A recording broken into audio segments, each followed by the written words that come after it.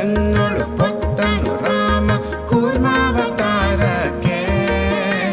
ಭೂಮಿಯ ಪೊಟ್ಟು ನೀರೊಳು ಮುಳುಗಿದ ವರಹಾವತಾರಕ್ಕೆ. ಕರುಳನ್ನು ಬಗೆದು ಮಾಲೆಯ ಧರಿಸಿದ ಪ್ರಹ್ಲಾದನ ಸಲಹುದಕ್ಕೆ. ರಾಮನಾಮವೆಂಬ ನಾಮವನೆ